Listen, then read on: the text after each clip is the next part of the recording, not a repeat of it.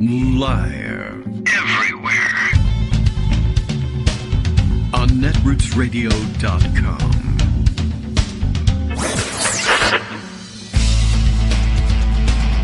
David Waldman. Kagro. In the morning. Now, here's David Waldman.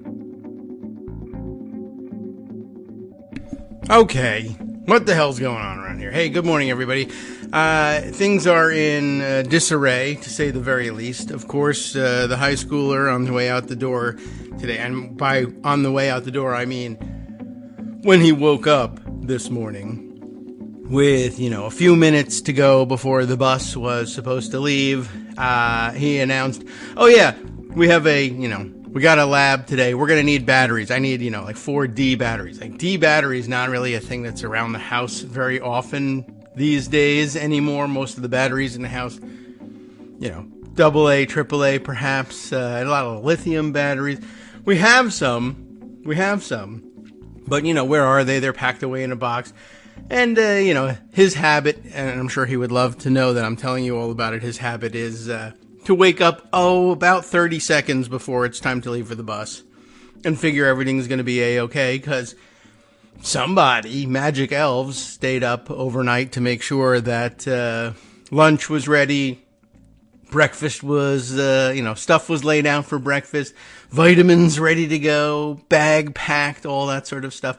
And then, it's 8:55, and, I need to hunt around the house for batteries. All right, so, good luck to him. I hope he makes it to the bus. I'm just getting notices from the Stop Finder app that the bus is on its way. I think he might be able to make it down the street before then. But otherwise, it's a beautiful day for a hike, and hey, why not be outside and get some steps in, I suppose. All right. Time for us to get rolling. All of the breakfast I prepared for myself, of course, now going, getting cold/warm, depending on where these things started from, on the table. I can't eat it. It's, I'm sure I could try gulp some down once Greg gets here, but no rush for you, Greg. I've had enough rushing for the morning. All right. So, whatever, here we go. Justice says the signal is up and running, so that's good news. I think we only left you hanging for about, 20, 30 seconds there after they said, here's David Waldman, and I think we can move on from there. All right, the bus is coming. We'll see whether I get a text during the middle of Greg's segment about him walking to school and whether or not I might be able to just simply abandon the show and drive him over there or something like that. But I don't think that's likely to happen. Anyway, all right, let's see. We got some stories around. I haven't had a chance to review what's happening on the news wires yet this morning because, of course, batteries. So that's happening. Also discovered that, my store of batteries have all been, they have expiration dates on them that may or may not really be true. But they're pretty true when they're like 2013. I'm pretty sure that the reason that the battery tester is not lighting up is, these batteries expired 10 years ago. So these batteries might have been in the house for, I don't know, how long does the battery last for when you buy it off the shelf and new in the store? 5 years? 10 years? Are these 20-year-old batteries? Are these batteries older than the kid who wanted to take them to school? Very possibly. Okay. That sounds like a fun day. And, all right. Well, we'll see what else is, poking around here in Pocket. I got a couple of interesting stories to share for sure about, let's see, out in Arizona where the election deniers, there's a bumper crop of them. Just wanted to let you know that this was the case, and I have 2 pieces to share with them. Maybe I can give you the details later on. But Mark Fincham, the Arizona, one of many Arizona election deniers, has landed himself in legal trouble again, and I believe has been handed a set of sanctions from the judge before whom he has filed another frivolous lawsuit, garnering his second wave of court sanctions for filing frivolous lawsuits. We'll give you all the details about that later on, but it was something that was available for me to mention to you and at least put on the radar, whether I get back to those stories or not, before everything fell apart. But now Greg is here. Less is falling apart than was falling apart before. Good morning, Greg. How are things going for you today? Fine. I thought the battery test was whether or not you had that like white fungus growing on it or not. Yeah, that's usually it. Although these were nice and neat. When you see those, it's like, okay, they won't work unless you scrape it off. Yeah, that's the good old days of. Well, I don't know. These things were still packed up in their plastic, but they, like I said, these are. I mean, they literally were dated 2013 on them, and I said, well, I think the odds are slim. If expiration dates mean anything on a battery, well, yeah, but then we couldn't tell whether the battery tester wasn't working either. So, yeah, all right. Well, if it can make that work, then it should make the circuit boards in physics class work today too. Yeah. On the other hand, they're less likely to burst into flame than modern batteries, so you're ahead of the game there. Great. I'm anti-flame when it comes to giving things to the kids. Right. So we're going to talk about a bunch of stuff today. Oh, boy. A reminder that the Proud Boys trial is still going on. Yes, and right. Good day for the government yesterday because, like, all these guys were, like, guilty of insurrection, and we'll get to Fox News and their take on it. But I wanted to start with sort of a follow-up from Monday. If it were Monday, it's hard to remember at my age. But I think we were talking a little bit about Ukraine and just trying to do some Ukraine follow-up. Okay. You know what? All right. When you launch this, I'm gonna run and then come back. Okay, go ahead. All right. Okay. Here I go. So basically, I want to start by a little definition here. The definition is of the so-called culminating point. It's a military term. And the culminating point in military strategy is the point at which a military force is no longer able to perform its operations. On the offensive, the culminating point marks the time when the attacking force can no longer continue its advance because of supply problems, the opposing force, the need to rest, or something else. And this brings us back to Nathaniel Greene and the Battle of Breed's Hill, known as the Battle of Bunker Hill, where the British took the ground but lost 7 times the amount of men that the colonists did. And what is called a British win is, in fact, a colonial win and a British loss, which they only figured out later. And this was the Phillips O'Brien argument about what's happening in Bakhmut. And so here's some follow-up. Ukraine says, according to the New York Times, the Wagner mercenary group is running out of prison recruits for Bakhmut. So there's a big story about that. And Samuel Ramani, who's a military blogger, PhD International Relations, University of Oxford, Associate Fellow. Well. Bylines and Foreign Policy. I have tea. And he tweets, British intelligence believes that Ukraine has stabilized its defensive perimeter in Bakhmut. This points to Institute of Study of War's argument that Russia's Donetsk offensive is reaching a culmination point, which could see Russia just fall short of capturing Bakhmut. Russia's offensive also seems to have culminated. Again, we now know what culminated means in military terms. Yes, in Vuhledar and stalled in Luhansk. The current Russian offensive is looking like a less successful version of the spring-early summer campaign, which saw Severodonetsk and Lysychansk fall.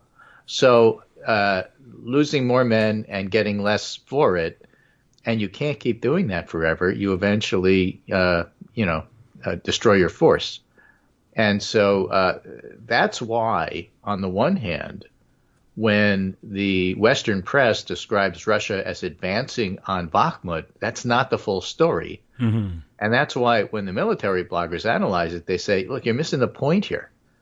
What looks like a loss, if in fact it's going to be a controlled retreat, may turn out in the end to be a big win at a price, because all things are at a price for the Ukrainians. Well, certainly. But still a big win for them because, if it destroys Russia's ability to move forward from there on, forget it. There is no spring offensive. Not happening. Incapable. Okay. Why? They've reached a culminating point. Right. We learned the term. I know. I said I was going to run, and then I started to hear a definition. I said, I better stick around for the definition, and then I'll run.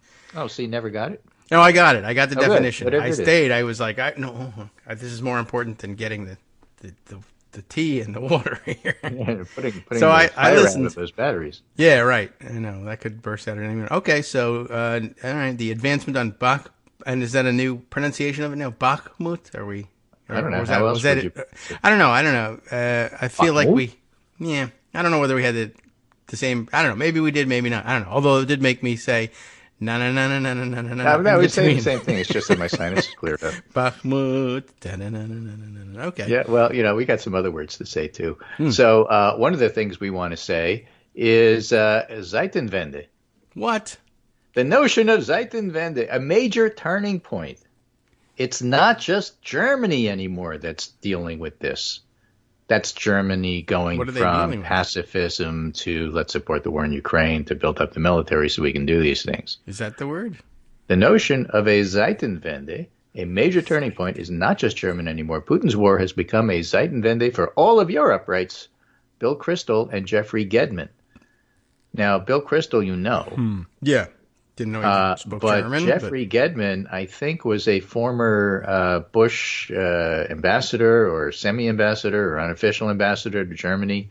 So a neocon, but supposedly one of the smart, nice ones, if they exist. Oh, okay. Like Zeitgeist, but Zeitwende. Okay. A lot of Zeits. Right. So, but when you have really good German words, they become part of the English language. Right. Like Zeitgeist. Zeitenwende? Was it? Zeitenwende. Okay. All right.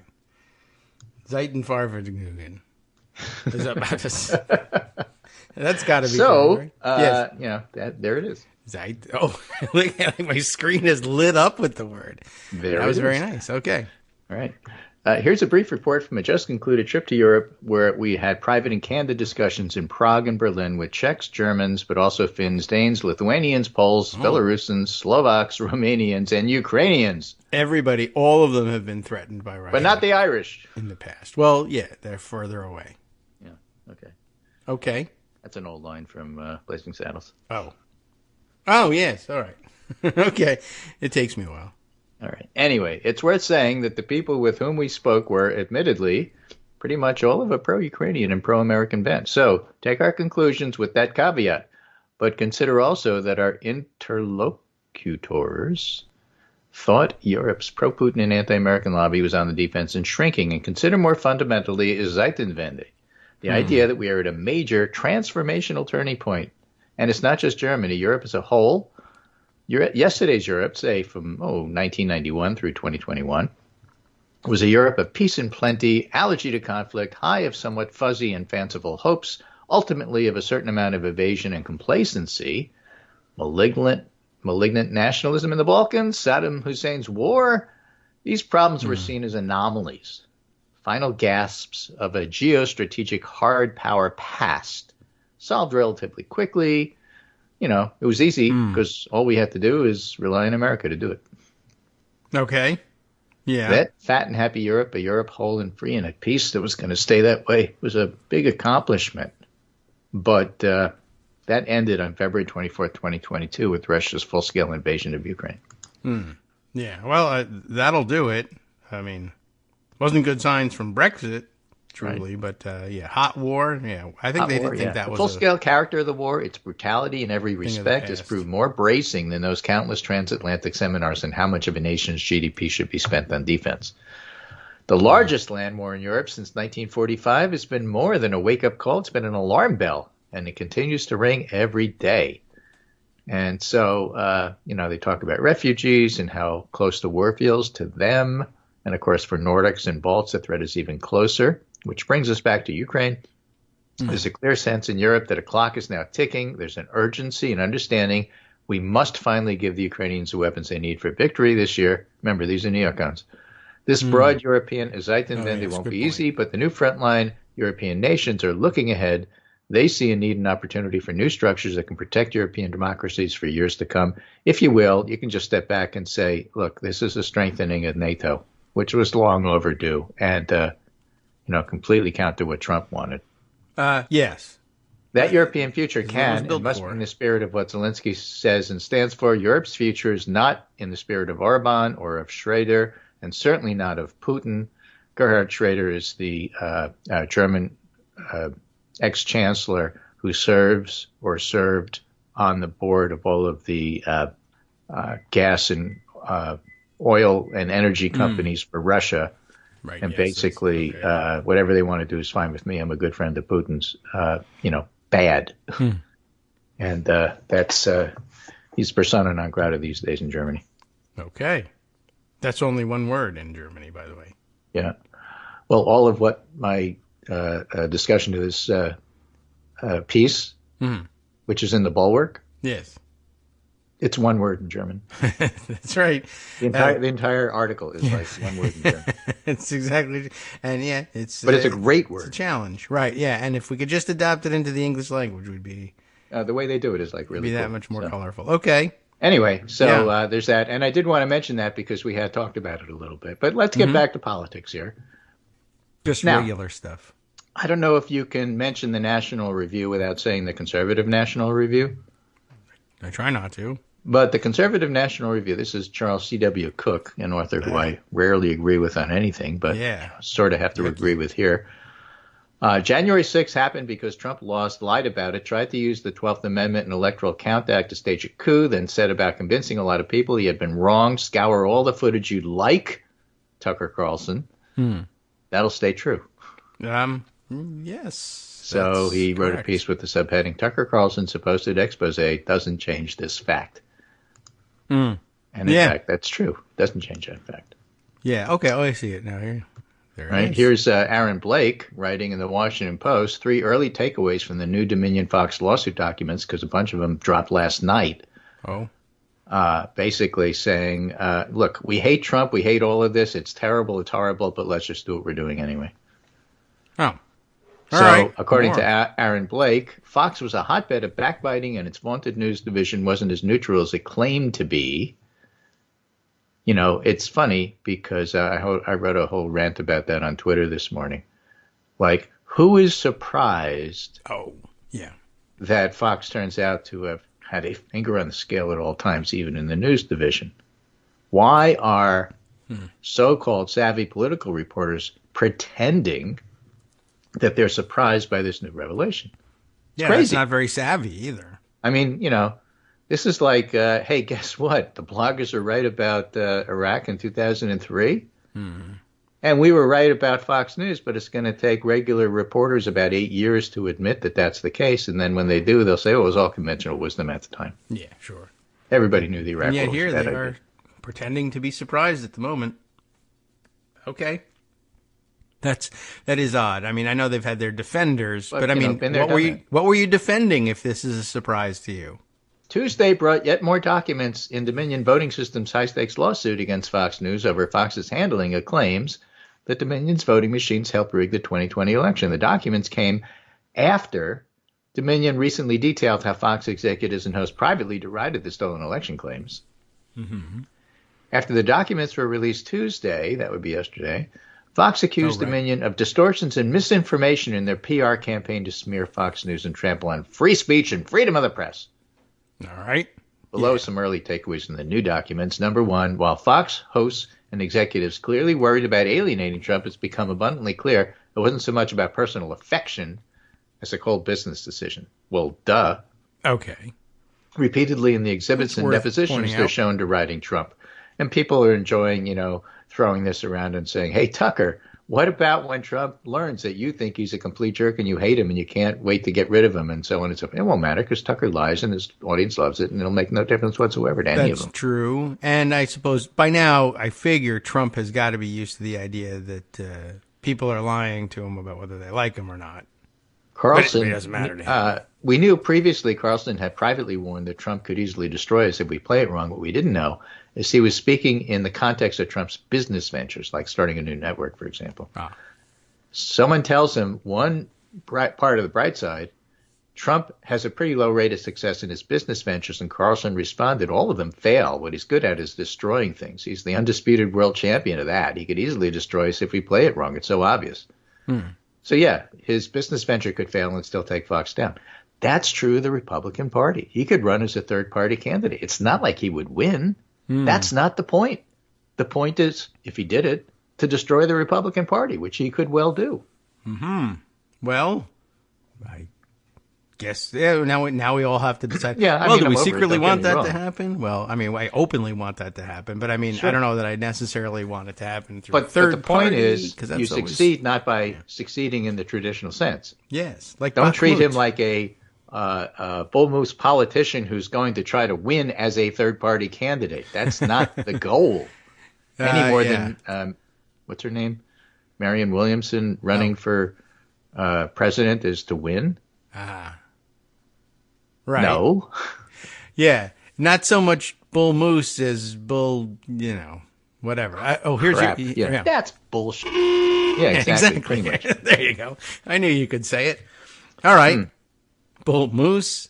So then Carlson No. adds, I hate him passionately. And then of Trump's 4 years in office, we're all pretending we got a lot to show for it because admitting what a disaster it's been is too tough to digest. But come on, there really isn't an upside to Trump. Okay, fine. He said these things. And for whatever reason, Aaron Blake lists that as first. You'll see why I said that, because he lists three things. Wait till we get to number 3. Oh, boy. Which ought to be number 1, number 1, number 1, number 2, number 1, and number 3. So number 2, extensive backbiting. And this is where everybody's going after everybody else. The news division's going after the opinion people at night. I don't really care about any of that. Okay. Because number 3, Yeah. which he entitles Cheering for the Red Team. Okay. That's the important thing. The conceit of Fox News, he writes, has always been that its opinion hosts are conservative, but its news side produces real neutral journalism. In other words, the conceit has been Fox News runs the way the Wall Street Journal does. Nut cases on the opinion side, hard journalism on the journalism side, a hard wall between them. And, of course, there's always times where that doesn't work. But for the most part, it's actually true about the Journal. And that's why it's still around. And that's why it was the first of the paywalls, and it's still thriving. Even under Murdoch. It was true before Murdoch. It's still true now. But Fox News is not like that. Okay. And Aaron Blake writes, that conceit has repeatedly been called into question by disclosures showing that it viewed itself as allied with the GOP in the furtherance of its goals. Well, that conceit has repeatedly been called into question by anybody with half a brain that ever watched Fox. Pretty much. You need these disclosures to know that. No. That's one of the things that's so annoying about these DC reporters. Oh, my gosh. Did you know what we just learned this week about Fox News? Yeah. Really? You just learned about it? Now, they're not that stupid, so they're clearly lying to you. And the question is, why are they lying to you? Well, they're lying to themselves. They've always supported Fox News because it's yet another place that hires journalists. And they're into hiring journalists. That's why they don't like bloggers. Bloggers do it for free and they get paid. No. Yeah. I guess that's part of it. I know that because they told me that. My good friend so-and-so has been hired by Fox News. See, they have good they're journalists not so bad. there. I know this guy's good. Right. Additional disclosures, writes Aaron Blake, reinforce that contradiction. After CEO Suzanne Scott suggested on election night Trump might win despite a historic popular vote loss, Fox Corporation CEO Lachlan Murdoch responded, if that happens, God willing, we'll have to defend the Electoral College aggressively. Trump now ahead in Wisconsin. Trump ahead in popular vote. Amazing. Of course, it's the red mirage that everybody except them knew was going to happen. Now, in his deposition, Murdoch acknowledged we're worried that Mr. Trump would lose the election and what Mr. Biden may do. And elsewhere, Murdoch is shown stating on November 7th that he hoped Trump would win Arizona even after Fox's decision desk called it for Biden, saying he was still praying for Arizona to prove them wrong. That's fine. You're allowed your individual opinions. That's not the point. And none of this that Aaron Blake is stating is like incredible red meat news. The fact of the matter is that, the entire network is slanted against Democrats, the way they selectively edit and present things. Everybody knows it. They're not really a news organization. They shouldn't be treated like a news organization. And they shouldn't be credentialed to go to the White House and cover people. They should. And all that stuff that Jen Psaki had fun with Peter Doocy is like, oh, by the way, Peter, I don't need to answer your questions anymore because you're not really a news organization. You're an opinion journal, and I don't waste my time on opinion journals. Next question. I mean, you can schedule an interview if you like, but yeah, we don't save you a seat at the sometimes opinion journalists get those sit downs, but it's a special event. This is from hard-hitting NPR. Oh. Terribly, leftist organization. Question. Who's unsurprised by shocking Fox News revelations? Answer. ex-Fox journalists. That's it. That's it. Those are the only ones. There's not one thing that surprised me or struck me, said former commentator and guest host Julia Roginski, and I read everything in those filings. I was not particularly surprised. Former Fox politics director Chris Stirewalt says he was involved in the choice of Arizona and went to call it. Okay, yeah, they were there and they saw it happening. And... Former Fox chief political correspondent Carl Cameron says one element stood out and surprised there weren't more people who would speak out. Duh. Okay. Right. Cameron left Fox about 7 months into the Trump administration after 21 years there. He later said right-wing hosts drowned out straight journalism at the channel. Yes. Right. Well, yes. And so, like, why doesn't that just get acknowledged everywhere? There was a time when journalists had some control. That's clearly eroded, Cameron says now. With the absence of Roger Ailes, the mentality that no one was going to be bigger than the network has disappeared. To be clear on Roginski's feelings about Ailes, she was one of many women who alleged he sexually harassed her. All right. I mean, I think they all had to allege that because he kept doing it. Right. All right.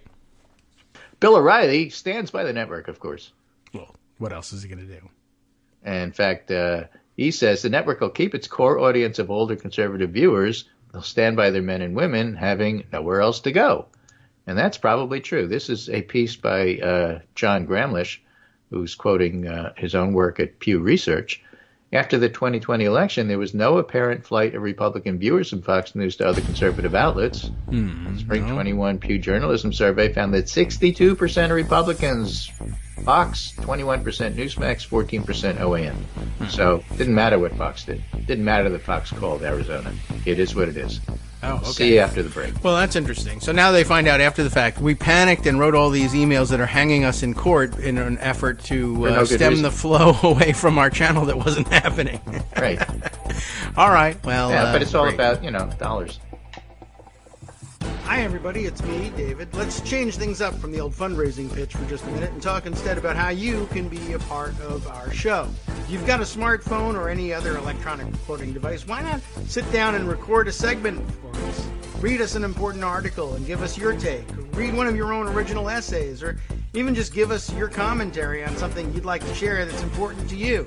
Then send the file to me at kagrox@gmail.com, and I'll try and work it into the show.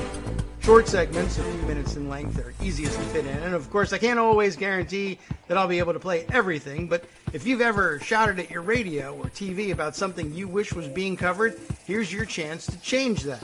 Make the show your own. Send your submissions to me at kagrox@gmail.com.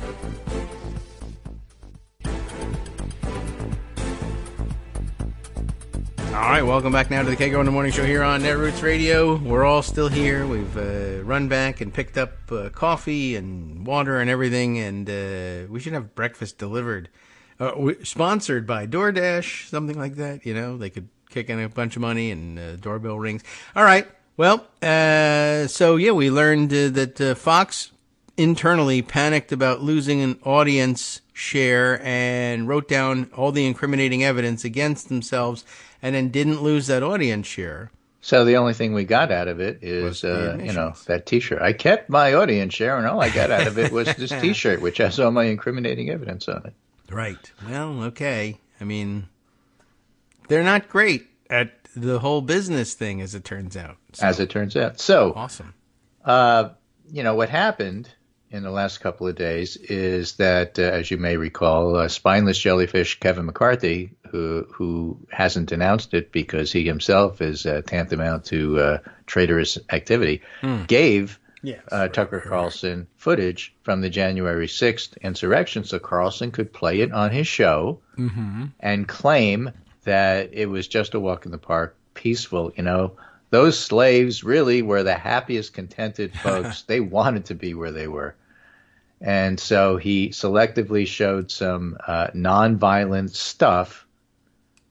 And, it's like, at the play Lincoln was shot at, if you see this scene just before that happened, everything was nice and peaceful and quiet, and it just proves my point of something or other and this, that, and everything else. Yeah. So interesting. Manu Raju went to GOP senators and asked them what they thought of that. and this is Kevin Kramer, to somehow put that in the same category as a permitted peaceful protest is just a lie. Chuck Grassley, the point is what happened that day shouldn't have happened. Thune, I think it was an attack on the Capitol. A lot of people in the Capitol at the time, they were scared for their lives. Basically, Republican senators, including McConnell, aren't buying into this BS. Uh-huh. Right, well, they know. But the House was completely silent on it. And when asked about it, McCarthy said, I'm keeping a promise and I'm just being transparent. And I have nothing else to say. It was a bad promise. And McCarthy is just, full of it.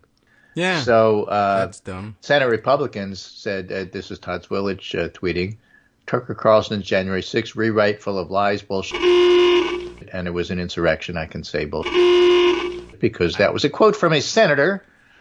House Republicans Those are must crazy watch. Senators. Okay. This must watch video here.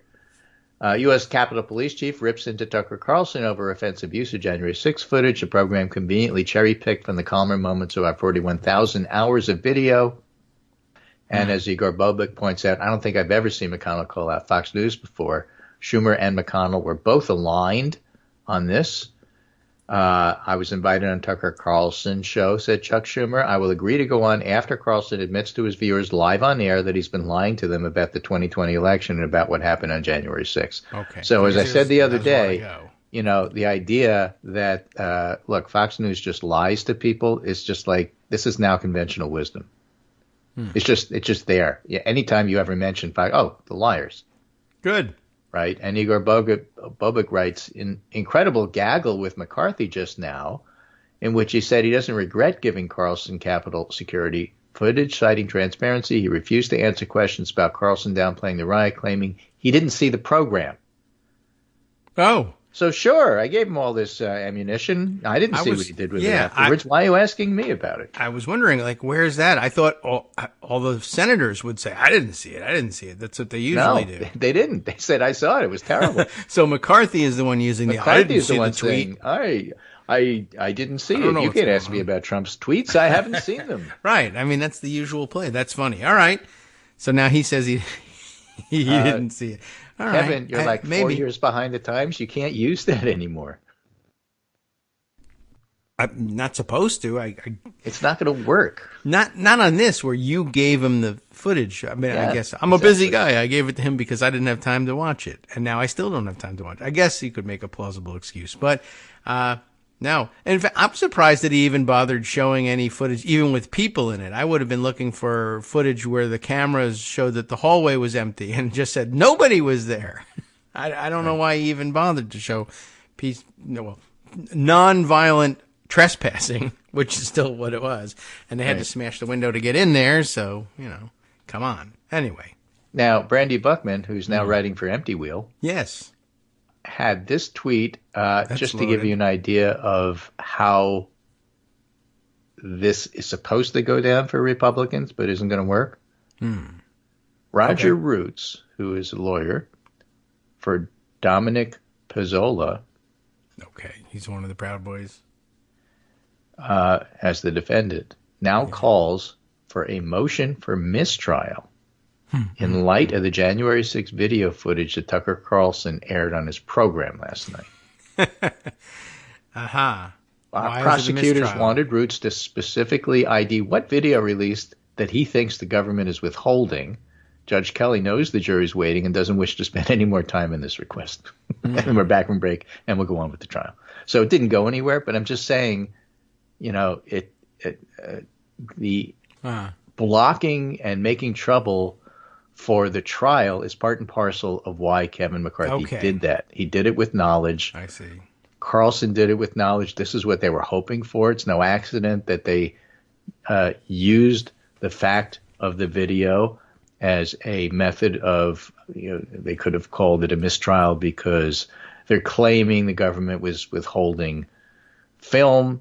They could claim that it's tainting the jury for the jury to see it because everybody on the jury watches Fox because they're all, they could do any one of a number of things. The judge cautioned people not to watch media about, January 6th, which meant don't watch Fox. But it's interesting because, they knew that. This is all part and parcel of the plan. It's not working, but it's all part and parcel of the plan. Insurrection protection. Yeah. So All right. basically, Bad plan. I was chatting with Harry Littman, lawyer, No. about this, former Department of Justice guy, on Twitter, and he called it a guerrilla insurrection on the part of Tucker Carlson. A second round? Yeah, trying to sneak in some defense there. Mm-hmm.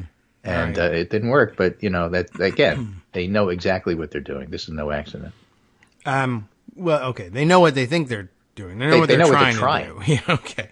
I mean, yeah, that's odd. No. The whole thing is quite weird, really. Meanwhile, there's all right. reality. It's a good point, though. Yes. Here's some reality. Where? PRRI research finds that an overwhelming majority of Americans, 90%, Yeah. support efforts to tell the truth about the history of slavery, violence, and discrimination against racial minorities in public schools. 90, including All right. 84% of Republicans and 95% of Democrats. I just thought I would mention that. Yeah. No, I guess it's possible that people have a different idea of what that truth is. Yes, but- that's what people said on Twitter when I brought that up. However, if you agree that it should be taught, it means you're opening the door for teaching, which is quite different than banning. Right. That's true. And a good reminder that, once again, we might all be getting fooled by the Twitter effect of there's an uprising in this country and da-da-da. Now, the fleece vest guy won an election, so now it must be real, except it's still maybe just the same 10% of the country that are kooks, and the rest of us say no. Right. They asked about other voted for things the like vest. reparations, not quite as Okay. popular, but, just in terms of teaching actual history, yeah, it's a go. And Democrats should run on it. Okay. Cool. I mean, they just, had a pretty successful defensive election on another thing that everybody said, no, they used to say traditionally, don't run on this. And it worked out really well, and so maybe they'll find some courage And you're to run talking on about this. Abortion. Right? Yes. But you could have been talking about crime. I was Now, talking it turns about out that there was That's this it. bill in D.C. we Crime. haven't spent a lot of time. I haven't. Maybe you have talking about. And I'm not going to spend a whole lot of time talking about it. I will say this. Then I won't. I don't know that anybody really cares what this bill was like in 10 months. And, one of the things that happens is that the reporters like to say, oh, look, crime, obviously going to help Republicans. Well, like caravans did. Yeah, right. Totally got Ed Gillespie elected. Right. And it's helped He every needed the vest. Republican since, So what people think is going to help or not help, it's a little bit too early to say. And that's a good reminder by the lead-off article. I don't have it for you in the lineup here, but I'll put it here right at the end. All right. From Walter Shapiro, who's been around the block, as we like to say. All right. He's a little sweaty.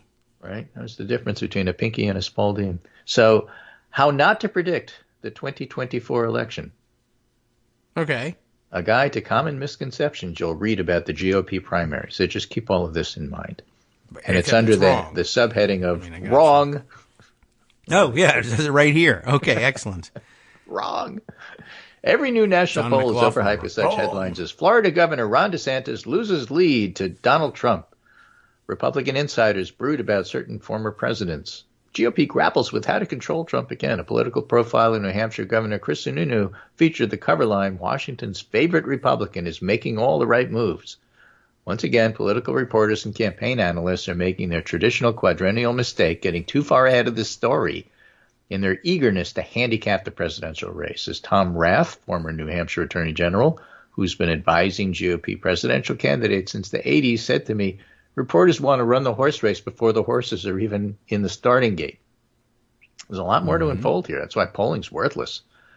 So you can't look at Trump versus DeSantis and know anything. Yes. If you look at Trump and DeSantis, you probably will come away not knowing anything. So we've talked about this a little bit in terms of the delegate stuff. The idea that the misleading nature of early presidential polling is not really helpful. Fluctuations in Trump-DeSantis polls are revealing. Wrong. Granted, Nate Cohn in a recent New York Times analysis argued the leader in polls conducted in the first quarter of the year before the primaries has won the nomination more often than not. But that counts comparatively easy primary races like H.W. Bush, Al Gore, Hillary Clinton. Looking at the early polling in the last 3 contested GOP races points to a completely different conclusion. Rudy Giuliani led in virtually every 2007 national poll. Mitt Romney was ahead in some polls, but Mike Huckabee held the edge in other national surveys in March 2011. And at this point in 2015, before Trump reared his orange head, Jeb Bush and Scott Walker dominated the poll position. Also, national polling ignores that delegate contests are sequential. There really is a big mo. Winning Iowa or New Hampshire can give a Republican candidate an immediate polling boost. May not matter on the Democratic side, but it matters on the Republican side. In 1995, my favorite example, Phil Gramm, proved another point.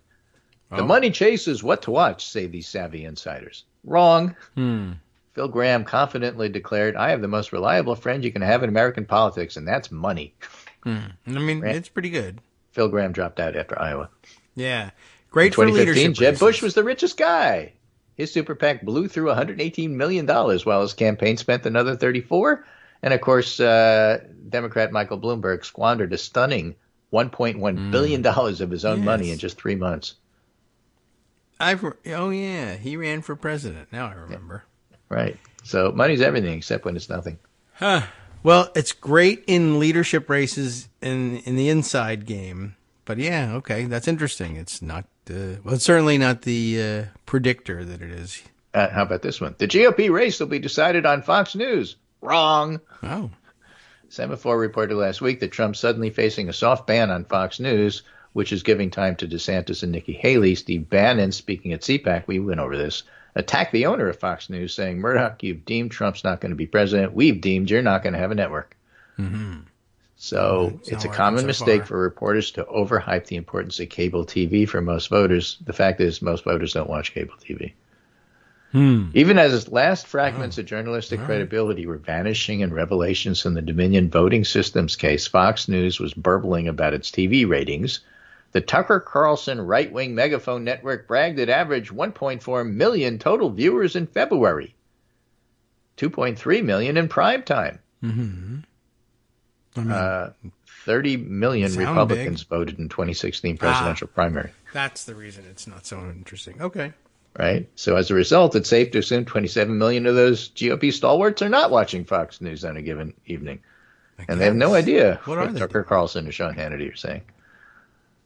But in contrast, most political journalists are addicted to cable news. Many of them dream of network pundit contracts. They watch it all the time. They exaggerate what it means. Yeah. I mean, that's absolutely true. I love Walter Shapiro. He's a really smart guy. Yeah, it's a great point. I mean, in fact, somebody compared the whole Fox News and cable at various points to a dying mall. Dying mall. It's still there. People go, but it's not got the same vibes as it used to.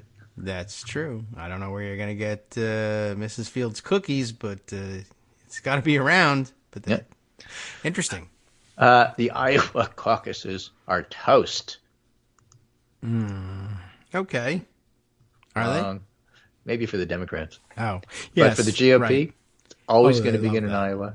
Then you go to New Hampshire. Then you go to South Carolina. That's the way you do it. That's conservative. They're going to conserve that system for themselves. Which also means personal campaigning matters, which also means Ron DeSantis is in trouble. Unless he can get those I added that, but he's terrible in person. Yeah. Tim Scott is great. He'll do well. Yeah? Okay. Everybody likes Tim Scott. Everybody hates Ron DeSantis.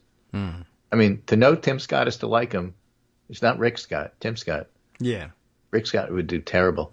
Rick Scott would be, Phil Gramm.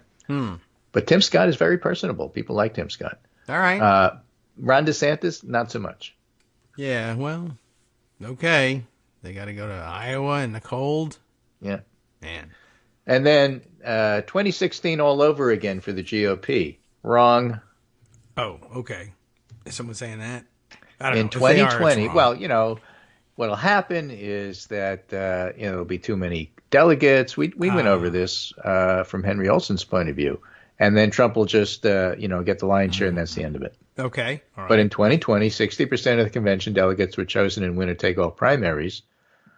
And Trump, who won over 50% of the vote, received the entire delegate haul. This time around, states have until October 1st to decide how they're going to do it. And in all likelihood, inertia will rule.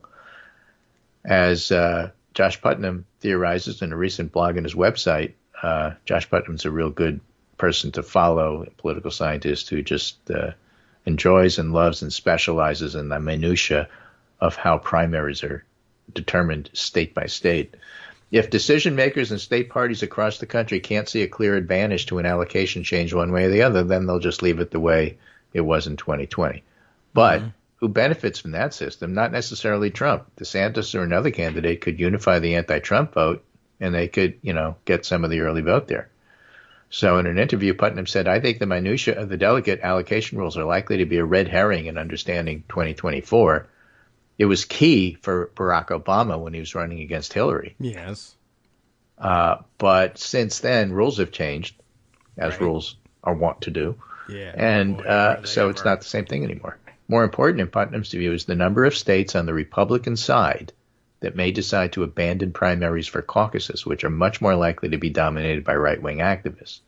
Because of a comparatively early July 15th convention in Milwaukee, Republicans have banned all June primaries. That means that states like New Jersey will either have to move the traditional June primary up or switch to an earlier caucus, or they don't get delegates. Oh. All right. Well, I mean, I don't think they're switching to a caucus. So. Well, it's cheaper to run a caucus, so I wouldn't just write that off. I guess, although, I don't know. It seems like if you move up the outs these days. Primary, then all the down ballot people who don't have time to get their campaigns together are really upset with you. And that is the party, so it's not so easy to do any of that stuff. Yeah. So he's just pointing out that the rules are the rules. And in New Jersey, for example, because of the timing, it's not really clear what they're going to do, what they can and can't do, and what they're going to get away with. Oh, okay. But if you move to a caucus, that's true. Okay. It's going to help Trump and DeSantis at the expense of Scott. Because even though Scott is much more personable, it's the nutcases that show up at caucuses on a wintry Iowa night. Yeah. And, okay, I did lose sight of the fact that we're talking about the Republicans. We're only talking about Republicans. Yeah. So, I mean, it could we already move to know a who the caucus. Democrats are. Yeah, Democrats aren't going to add any caucuses at this stage. I don't think. Nope. Okay. Got it. So New Jersey. Well, that would be interesting for New Jersey to finally be relevant to something in the primary season. I mean, well, it still wouldn't be purposefully not. let's not get ahead of ourselves. Oh, okay. Well, I mean, it's a big state. Population-wise, carries a lot of delegates. But New Jersey Republicans, well, yeah. Okay. Well, I don't think they're going to opt for a caucus if they can help it, but. Maybe they can't help it. Anyway, he ends by saying, humility is a rare quality in campaign journalism, but never has it been so sorely needed. For the abiding truth of presidential primaries is that events always conspire to defeat glib certainty. Over the coming year, the GOP primary race will undoubtedly offer a crash course in the law of intended consequences. Oh, all right. Time to crash in that course. So it's interesting. All right. I was laughing as I was reading this because I was scanning some of the other political news. I don't know if you know this, but Doug Mastriano is thinking about running for the Senate in Pennsylvania against Bob Casey. I mean, it's a thing that people who have just had involvement in statewide races sometimes who got clobbered, right? Yeah. And so, what else can I do? Democrats are hoping he does, and he's being very coy about it. And his statement was, this is from Politico, Pennsylvania Republican Doug Mastriano said he's praying about whether to go forward with a potential Senate run in 2024 after God, his wife, Rebbe, will have the final word, he said. And the reason I was laughing is tweeter Pat Dennis said, I'm now hiring a drone with a Bluetooth speaker above Doug Mastriano's house repeating, run, my son, I commanded. Right. Okay. Over and over and over. I'm hearing voices. They're telling me to run. That should be interesting. All right. Well, I guess. I mean, I don't know. I don't know what's happening in Pennsylvania in terms of that field. Is it developing without him, or is it just unclear? Yeah, I don't know. I don't know who the alternative is. So maybe it's not that that crazy. There just might not be anybody stepping up to do this race. Well, the Trumpists still control state parties. Mm-hmm. And so nutcases like Kari Lake have a leg up in running for Senate in places like Arizona and Mastriano in Pennsylvania. So. Yeah, and he can just be a professional perennial candidate and Yeah. grift off it forever. I can Harold see why Stassen for grifters. Want to do that stuff. So, all right. Well, he'll dip into the grifting funds again. And I wonder at what point will Pennsylvania's political reporters tire of not having access to anything going on in any statewide race ever because Doug Mastriano is running in all of them. Right. Meanwhile, in the real world, I led off the pundit round this morning, which was a focus on 2024 without falling down the rabbit hole. That's the title of it. And I led off with a previous poll back in April last year of President Biden's infrastructure plan, which was essentially popular with 60 to 70% of the GOP, 85 to 87% of Democrats, and 70% of independents. And then here's a piece from Jonathan Cohen. This week, Joe Biden has a plan to shore up Medicare. It doesn't involve cuts. I mean, just a reminder that Biden is producing stuff, getting stuff done, while the Republicans are having all these fun and games with debating among themselves, big picture, whether or not they want to run centering 2020 and January 6th as what they're running on in 2024. And I don't say this because I like January 6th, but I say bring it on if you want to run as issues. You're going to get clobbered. You're going to get your head handed to you. I mean, you'd think, right? I do think. Yeah. Well, okay. Which is why Democrats want Mastriano to run in Pennsylvania, because if he does, and if Kari Lake does, it's because they're still running on the 2020 election. It's a political loser. Right. But remember, don't meddle in their primaries by encouraging them or, running ads about how terrible they are.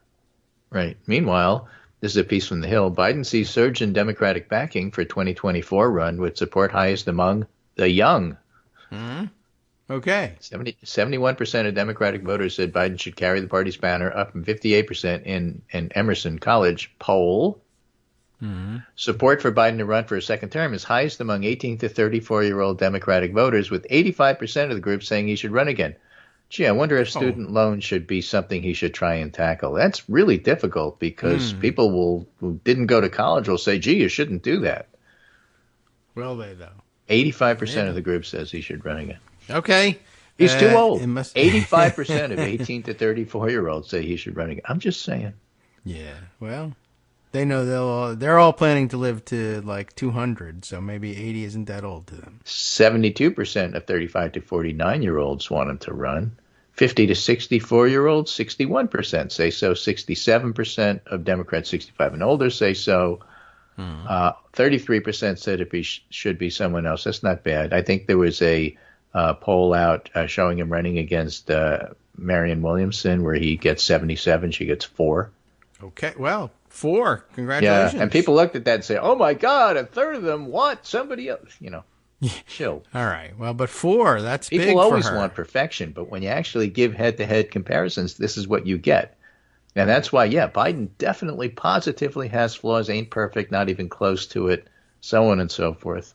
Compared to who? Mastriano? DeSantis? Trump? Yes. If that's who he's running against, he's going to win. All right. Why? And guess what? That's who he's running against. Oh, okay. That crowd. Well, we'll see. I'm just saying. Okay. That's who. Yeah. Well, I'm still stunned by 4. I mean, this is a high watermark for Marianne Williamson. She should be happy. She got 4. Yeah, that's tremendous for her. Yeah. So, congratulations. Now you can drop out. I mean, you don't have to. Stick around if you want to. Feng shui the debate stage, maybe. Yeah, maybe. See what you can do. Okay. Wow. All right. Have we reached the end of the news for the day? We've reached the end of the day. We can do this. News. There's one other piece I wanted to do. This is one of my favorite people speaking. Richard M. Nixon. What? It's actually a really fun Twitter account in the style of course. Okay, right. All right. I thought we were back, like Francisco Talking about Franco. Arnie Schwarzenegger, who had a 12-minute video about dealing with life, and somebody asked him about it. What do you think of Schwarzenegger as a politician? And this Dick Nixon impersonator said, well, he's not a significant or particularly effective governor, but he's a great communicator. His willingness to tie his image to difficult, nuanced ideas is rare indeed. He was always smarter than he looked. Now that he's free of the ballot box and most of his film career, he doesn't talk to people like they're stupid. I'm not sure it's discussed, but Schwarzenegger is taking this discussion about civic life and, democracy to schools and colleges around the country. And it's important, and he's good at it. So I should mention that. I've seen he may have made more 12-minute videos, but I think, is this the older one that was from a couple of months ago? It was one that was just circulating a couple days ago. So it's new. Has he made another one earlier on that, I guess I couldn't say it stuck with me very well because I can't remember being the an immigrant content, and, why it's so important. It's a good talk. It's a very good talk, and he's very, very good at it. Yeah, that's true. All right. No joke to it then. It's just And real. I'll end today from a Bulwark note. Congrats to Fox News, writes Sarah Longwell, for following up their public exposure of knowingly lying to their audience about the 2020 election with knowingly lying to the audience about January 6th. Right. Well, it's chronological. Eventually, they will knowingly lie to their audience about some other event. It's that took place pathological, after that. and they just can't stop themselves. Yeah. It's the business model, so I don't know how they could or what would encourage them to even try. So, all right. Well, terrific. And it's the end of the day. All the news that has fit, you've printed, so to speak. And we'll see if anything else comes around tomorrow, because we got an hour to fill tomorrow. So, think newsy thoughts. Thanks, Greg. And stuff will happen, and I'll talk to you tomorrow. Then. All right. It's a format for a show. People should try it. Okay, we certainly did, and now we have to try something else.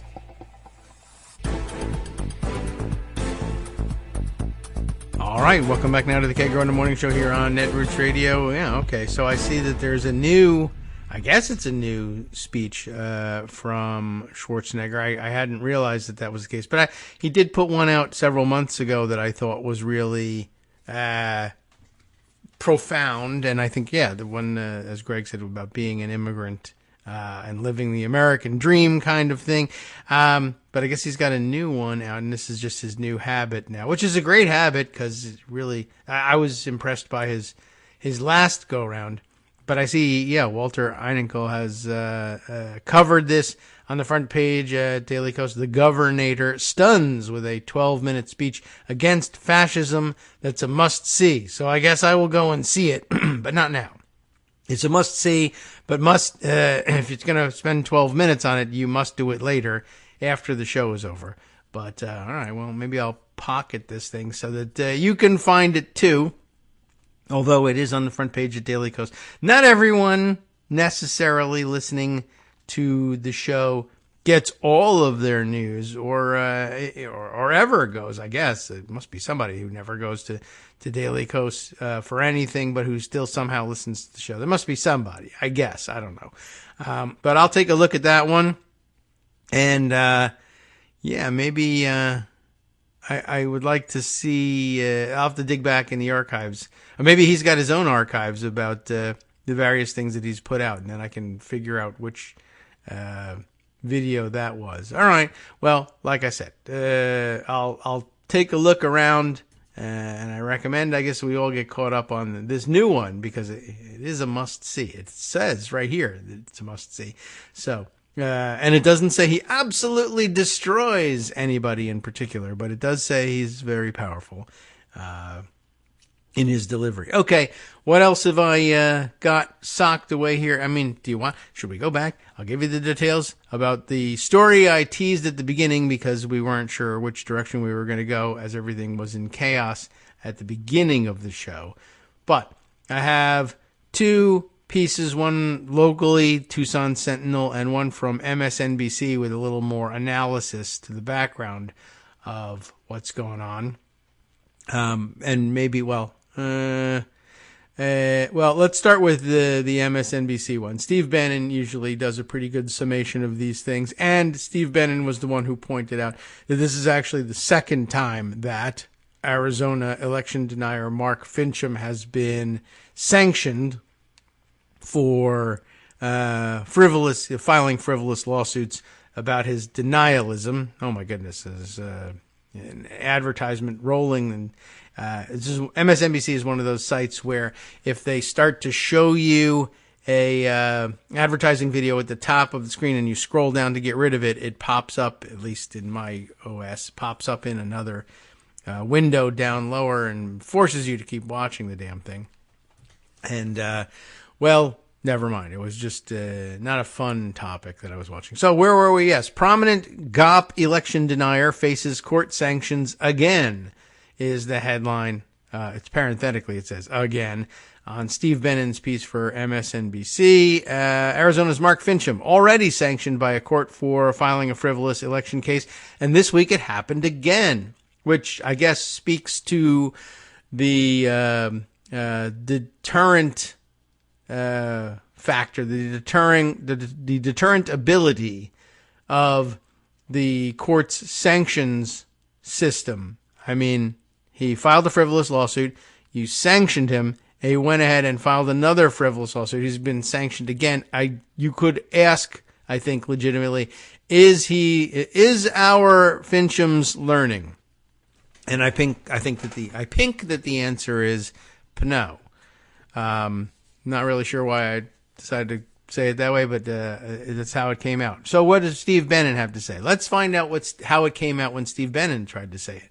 Republicans nominated some truly radical candidates in 2022 Secretary of State races, but Arizona's Mark Fincham stood out as among the most amazing. Amazing even among an amazing field, I guess. As regular readers might recall, Fincham was an unhinged election denier who appeared on QAnon radio shows, attended the Stop the Steal rally in the nation's capital on January 6th, and identified himself as a member of the Oath Keepers militia group. So he's got it all going on, including membership in the groups that are getting convicted of seditious conspiracy. Last year, he also encouraged vigilantes to monitor ballot drop boxes in the Grand Canyon state, which is Arizona, in case you didn't know.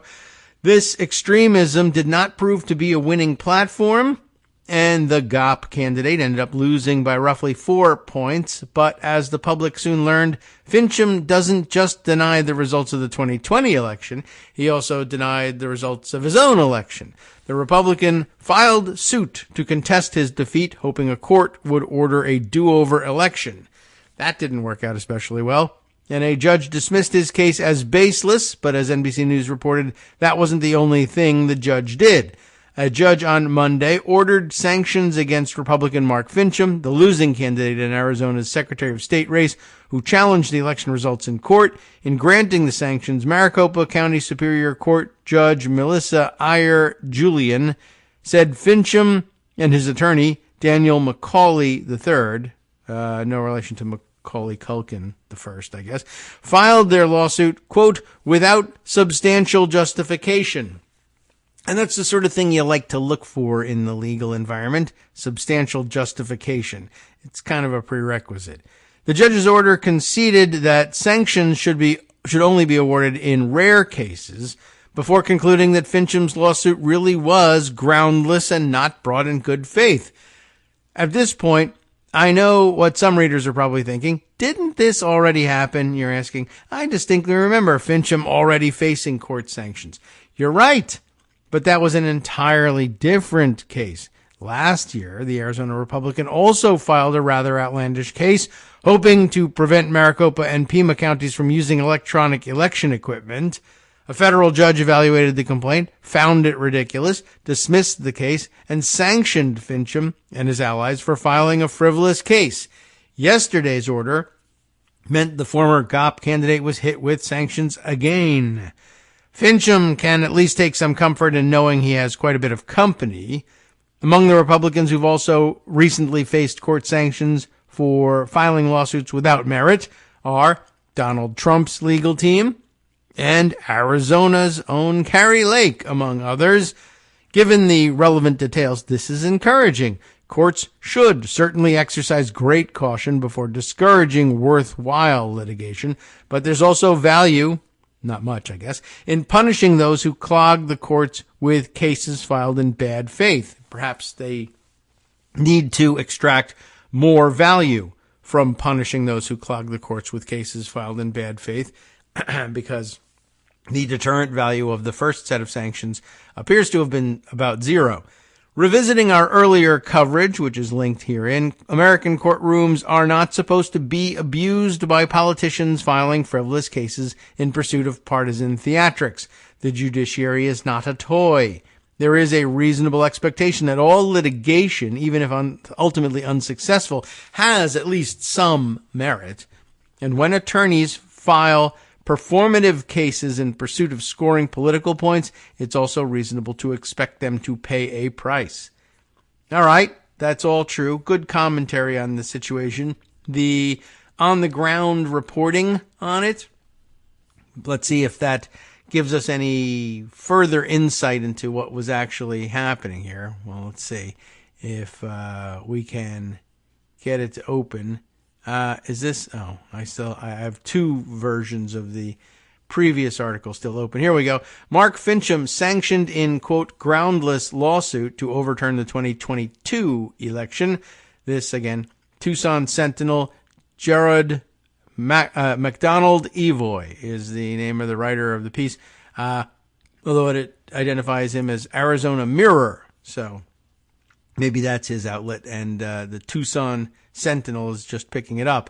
A trial court judge has said Republican Secretary of State nominee Mark Fincham will be forced to pay attorney's fees. That's the sanctions in what the judge called a groundless lawsuit that aimed to overturn his election loss.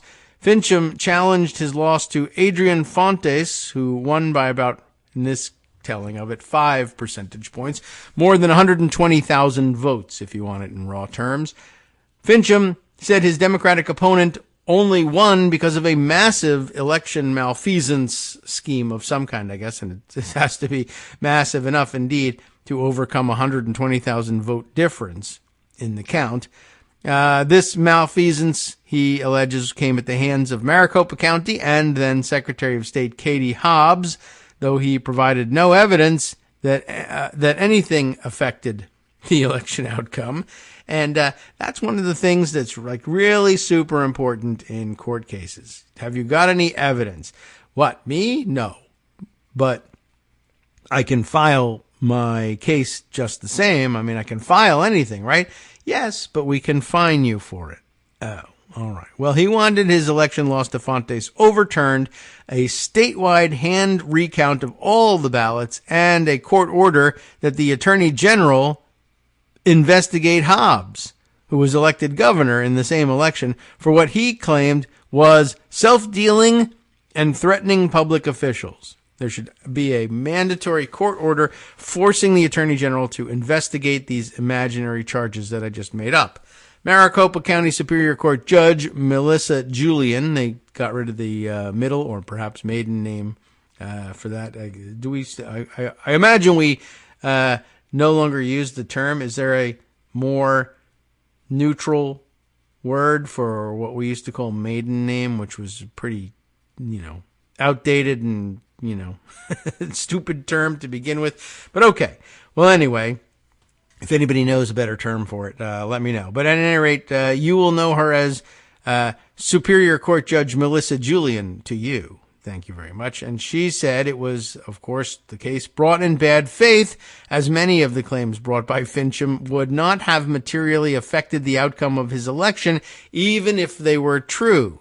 So, that's how you lose at a summary judgment stage. Remember that whole terminology from the Fox and Dominion case. If none of all of what you said was true, you still don't win the case. You will lose, or certainly should lose, at the summary judgment stage. And and also if you bring no evidence of any of the things that you're claiming, people might wonder what the hell you're doing there. Well, what do you intend to tell the jury if you don't have any actual evidence? Oh, we're just going to make speeches about what I believe. Yeah, that would be a waste of the court's time. That's why there would be sanctions imposed. Everybody has to be here for nothing. If you have no evidence to present to the jury doesn't have anything to deliberate. They just are going to, and they'll all have wasted their time, and there's going to be summary judgment anyway. Maybe we won't waste time of the jury, but you're even that's if it's dismissed at a summary judgment stage. But I guess even then, it's still a waste of the court's time. Like, you should only convene us if you have the elements of a case to present, an argument and evidence for it. And if you're not going to take the time to come up with evidence for it, then I'm not going to take the time to listen to your speech. Or at least I'm going to fine you if you make me listen to your speech. Anyway, from the bench here, Julian writes, none of contestant Fincham's allegations, even if true, would have changed the vote count enough to overcome the 120,000 votes he needed to affect the results of this election, Julian wrote in her ruling, adding that his claims were groundless. Although I wonder whether Fincham is still standing there stomping his feet and saying, no, that's just the point. I shouldn't have to overcome the deficit of 120,000 votes. Those 120,000 votes are fake. That's probably his argument position. But then you say, well, what evidence have you got that it's fake? I don't know. Gut feeling? Well, that won't do. Jewish space lasers? That's not going to fly either. What else have you got? The ruling slams the claims brought by Fincham and Cave Creek, Arizona, I guess, attorney Daniel McCauley as lacking merit. I guess in Arizona, when you say somebody is a Cave Creek attorney, you immediately recognize that that's a locality within the state, and this is helping identify where he comes from. To me, it's confusing. From outside Arizona, why are they? This makes me think of Unfrozen Caveman lawyer. This is Unfrozen Cave Creek attorney Daniel McCauley. And guess what? The whole thing lacks merit. In her ruling, Julian noted that while there needs to be a balance on bringing sanctions against litigants for election contests that won't cause a chilling effect for those who bring proper concerns, Fincham's case was brought in bad faith, and McCauley and Fincham both likely knew this. She cited statements and actions by Fincham and McCauley as the basis for this claim. One statement was made by McCauley in December when Julian initially dismissed the election contest, opening up the possibility of sanctions.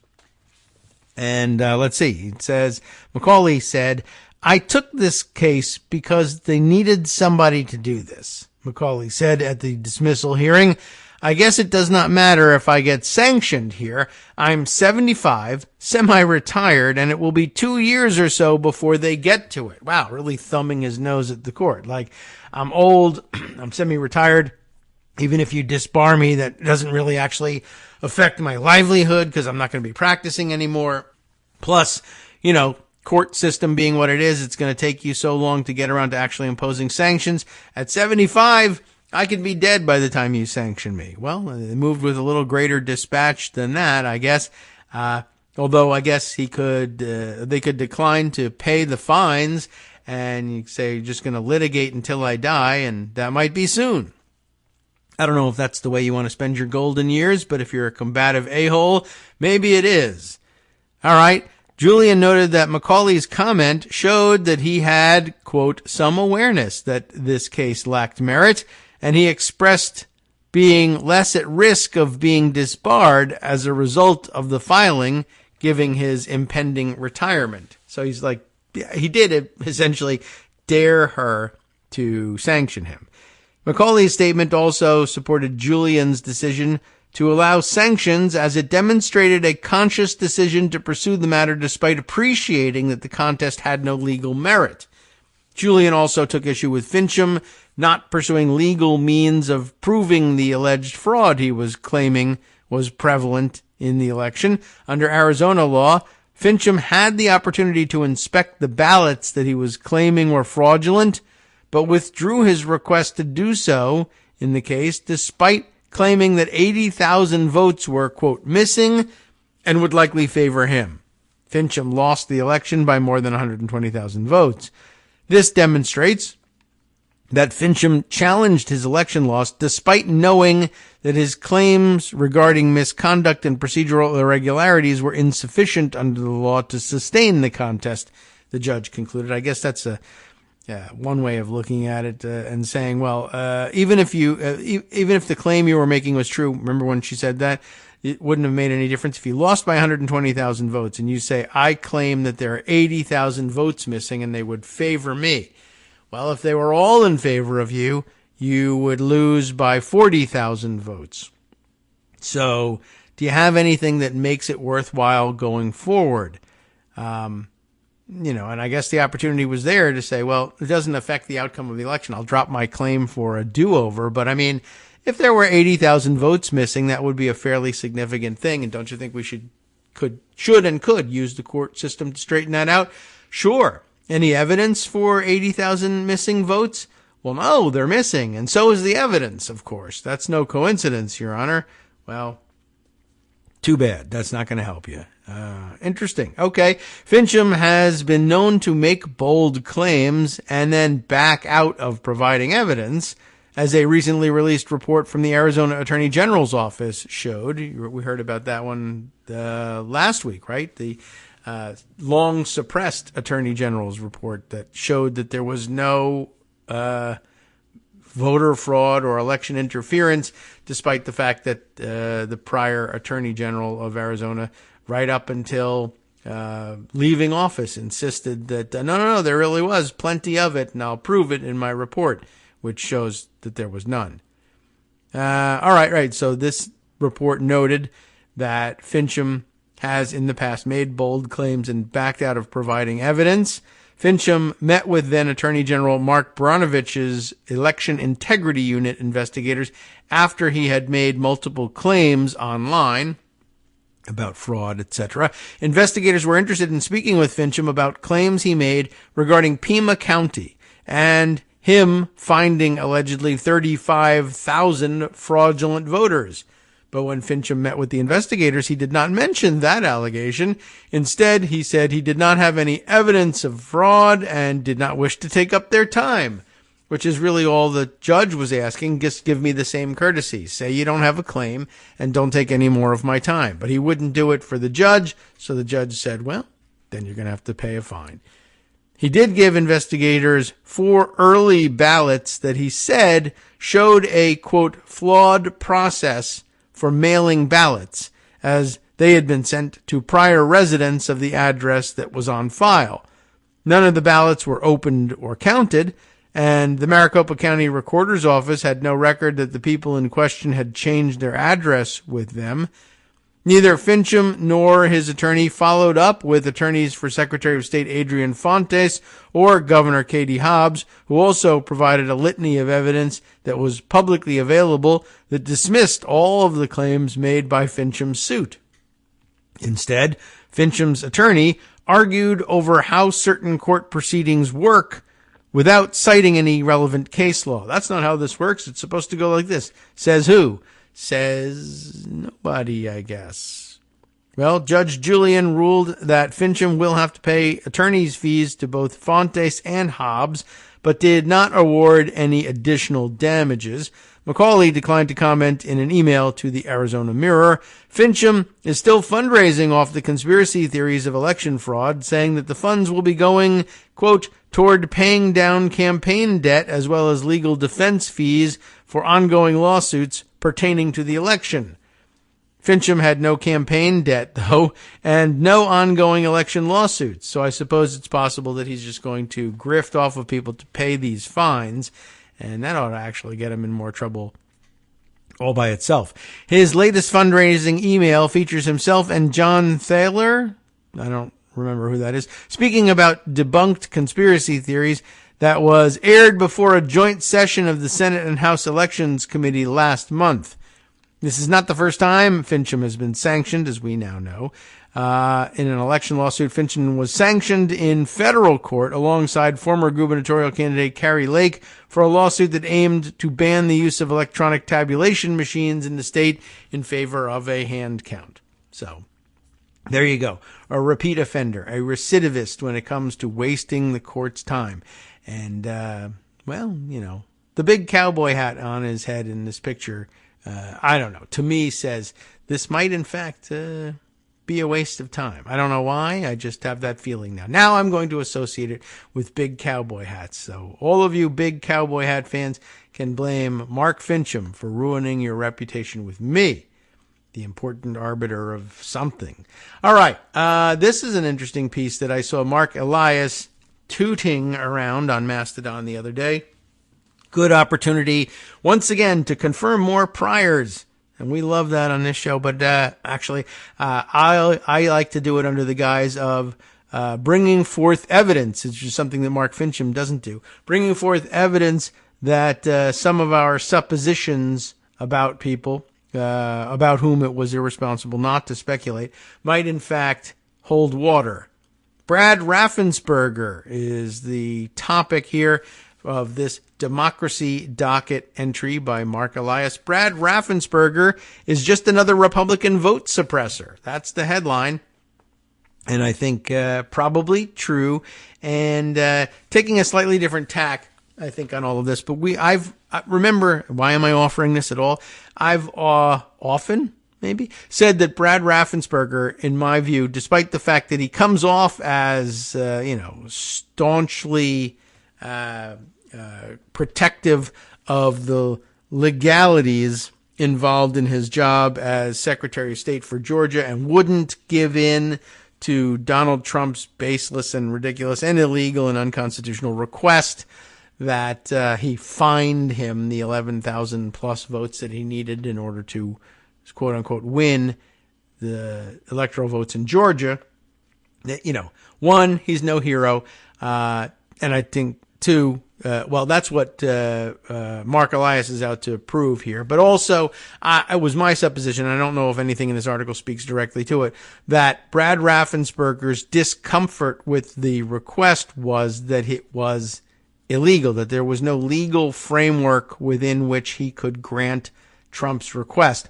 But that had there been such a legal framework, or were such a legal framework created, he would have complied with the request. If you can create that legal framework for me before next election and make the same request of me, I'll do it. But right now, I don't want to get in legal trouble, and there's no legal framework for me to work in. And I that's a supposition on my part, but I thought that it was evident from the way he was discussing things with Trump and his other actions in terms of voter suppression, independent of the idea of overturning the election results in Georgia, just trying to influence them up front. Here's what Mark Elias has to say about it. We will never know exactly why Georgia Secretary of State Brad Raffensperger refused former President Donald Trump's request to, quote, find 11,780 votes following the 2020 election. Maybe it was simply an impossible task. Perhaps he was unwilling to commit treason. That's a good reason. It certainly wasn't because he did not support the former president or his views on voter suppression. After certifying the 2020 election results, Raffensperger told CNN, quote, I wish he would have won, and especially in Georgia. I certainly cast my vote for him. That's not open and shut right there, but it's of some interest. As for voter suppression, Raffensperger has consistently supported measures that disenfranchise Georgians and restrict their right to vote. He has prioritized voter purges since he first took office in 2019. He proudly defends the massive voter suppression law Georgia enacted in 2021. During his Senate runoff victory speech in December of 2022, Senator Raphael Warnock described how, quote, officials in our state tried to block Saturday voting. The senator was referring to Raffensperger.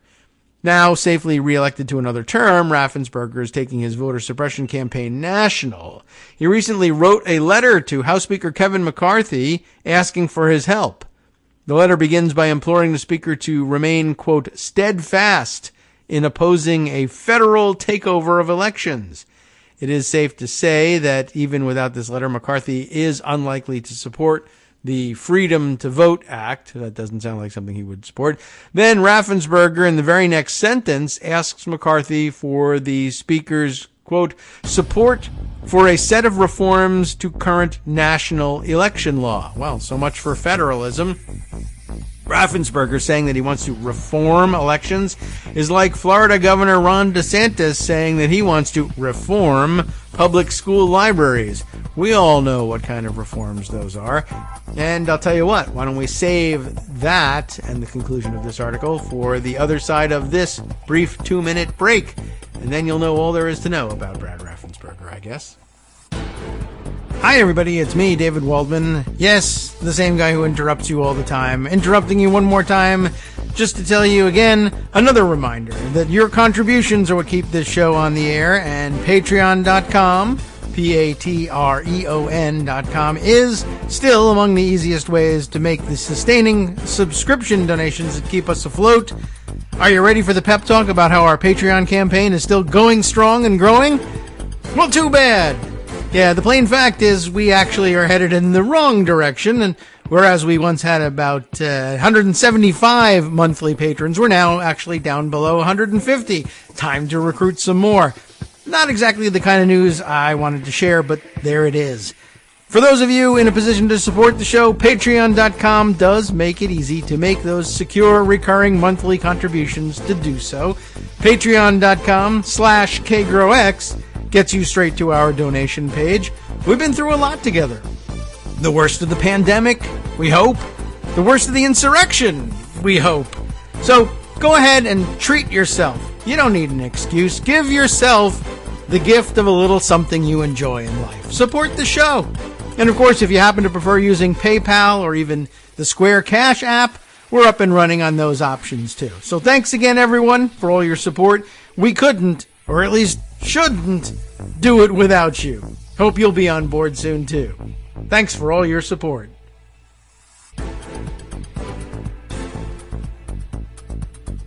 All right, welcome back now to the Kagro in the Morning Show here on Netroots Radio.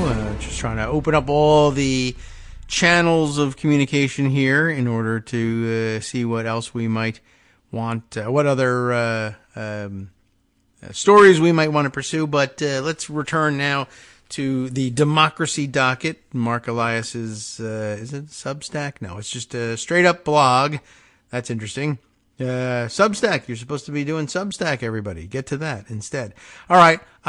So he was hinting in his piece that Raffensperger is a dime a dozen sort of Republican voter suppressor in general. That could certainly be true, and yet he could certainly find the interest in resisting Donald Trump's entreaties, mostly because he just doesn't want to land himself in trouble. He's a guy who's dedicated to meticulously using the law to suppress votes and change the outcome in favor of Republicans, yes, but there are certain limits, and he doesn't really want to land in any personal trouble or incur any personal liability in doing it. I mean, that's a fairly reasonable stance to take, I guess. Even if I disagree with you about your interest in suppressing the vote, that's a fairly unreasonable stance to take, of course. But not violating the law is a pretty good start, and I think we could probably agree with him on that portion of his agenda. All right. So what has he been up to? Raffensperger's reforms, as he says he's interested in, are, as Mark Elias compares them, like Florida Governor Ron DeSantis saying he wants to reform public school libraries. Raffensperger's first suggested reform is to make voter purges easier. Seriously, his number one election concern is that too few people are being kicked off state voter registration lists. His reform is to make mass voter purges easier. It turns out that purging Georgia voters has been an obsession for Raffensperger for years. In 2019, his first year as Secretary of State, he purged 309,000 individuals, 4% of all Georgia voters. 2 years later, in 2021, his office purged another 100,000 voters. And you would have thought that 2 years after such a gigantic purge, he'd be done with the purging, but apparently not. Raffensperger is so fond of voter purges that he wants private actors to get into the action.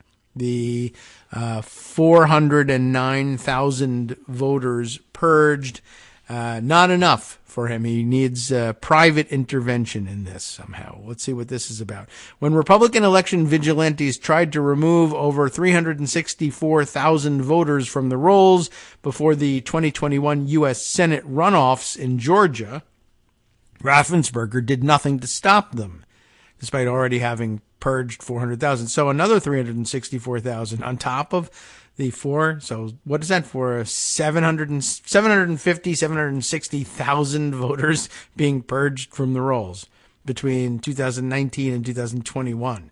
Goodness. Instead of doing anything to stop them, after the election, he supported a whole new law that made it easier for private citizens to submit mass challenges to voter eligibility and more difficult for counties to reject them. The result? An additional 92,000 Georgia voter registrations were challenged last year.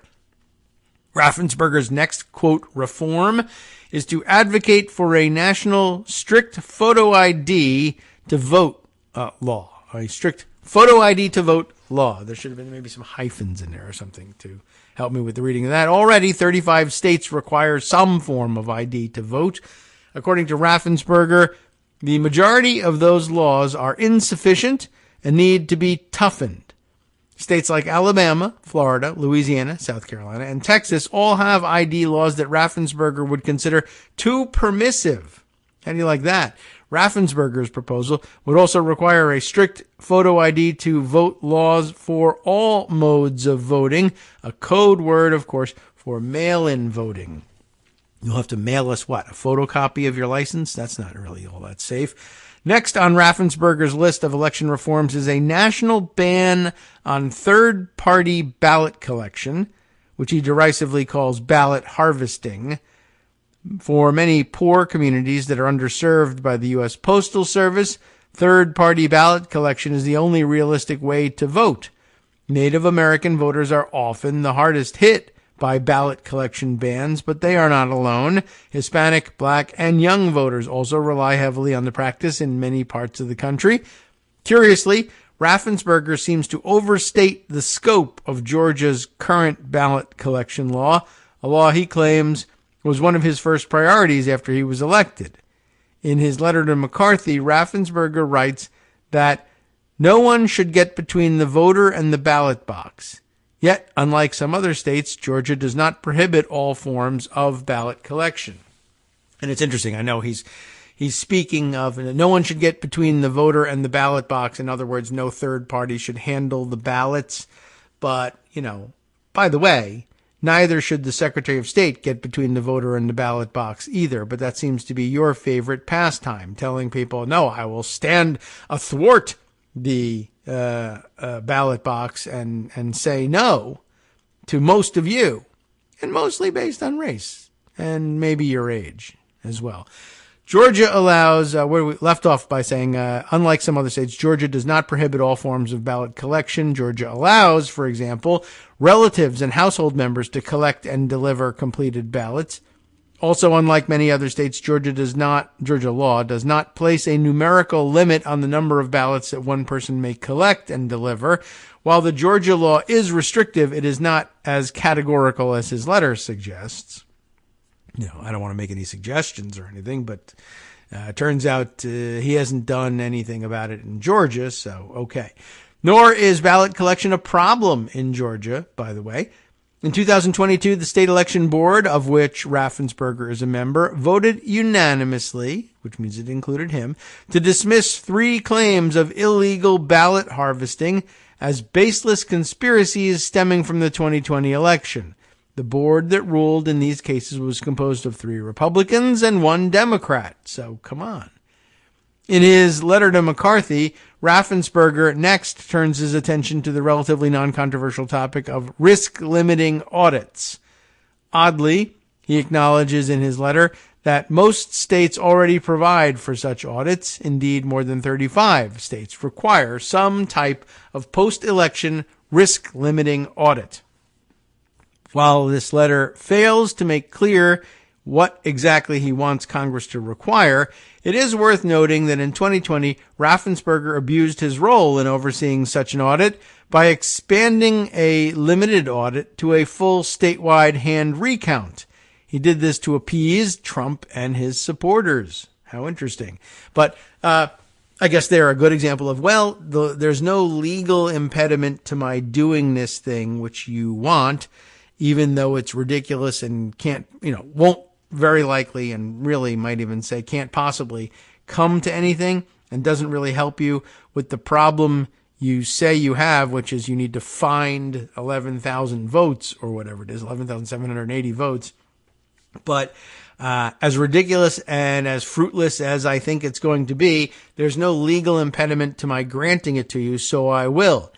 When you ask me for something that there's a legal problem with, well, that I won't do. Which is nice, but it doesn't mean you're a hero. Okay.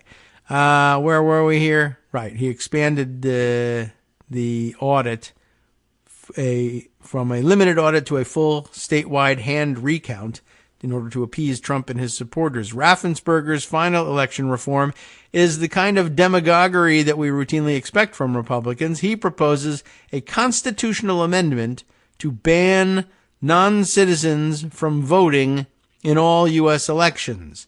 Now, Raffensperger knows that non-citizen voting poses no threat to our country, because it's not happening. It's not allowed already as it is. But by the way, I mean, that might be an interesting thing to debate at some point.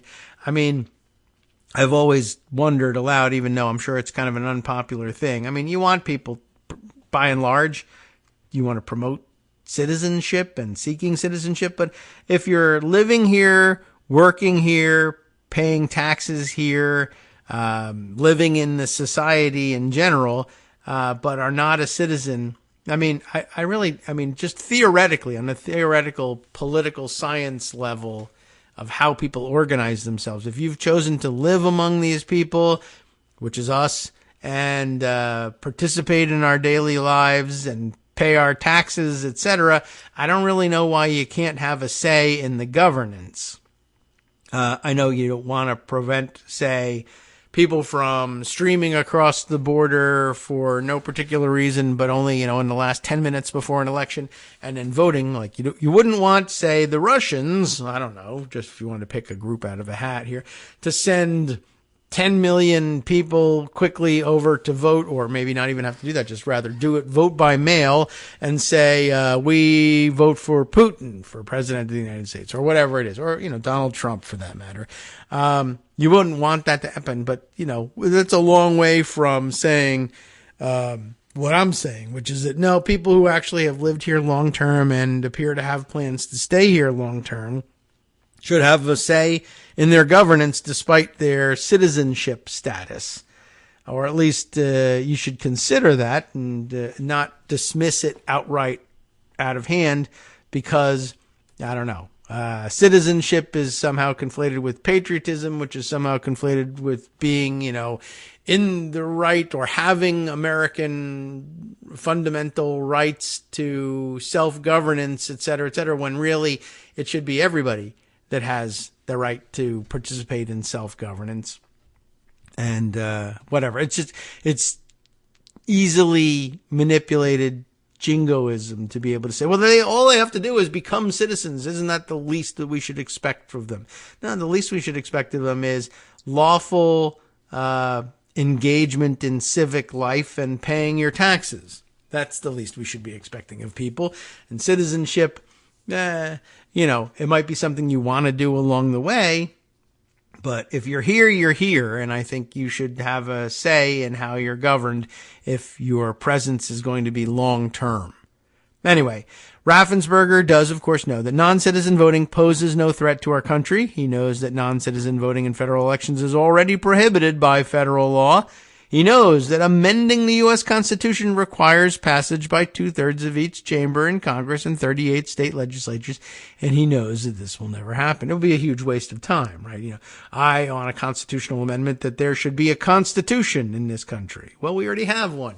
Yes, but who could oppose it then? Well, nobody, but it's a waste of time.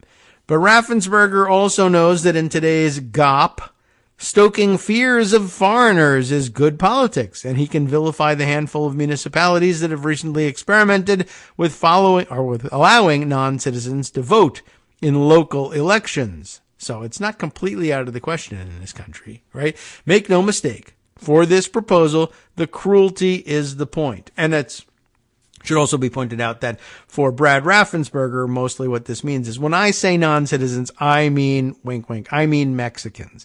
I mean, it could just as easily be Russians, true, but, I mean Mexicans, generally speaking.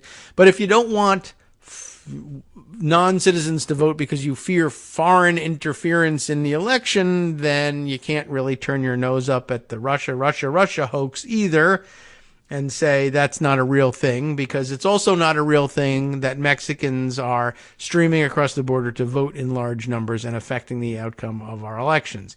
That's not happening either, but yet you believe it's true, and then you cry about hoaxes, etc., with Russia. But, all right. It should be about, if it's about interference in elections, it should be about interference.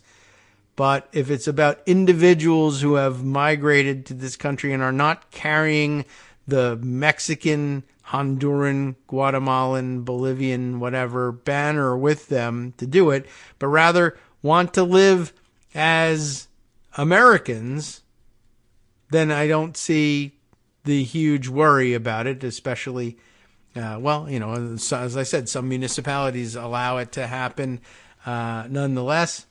But, if you're still carrying the Russian banner and really just want to enact the favored Russian policy, I'm not certain it's all that wise, although I guess Republicans would say, well, they do want it. They are carrying the Mexican banner. They want to open the border.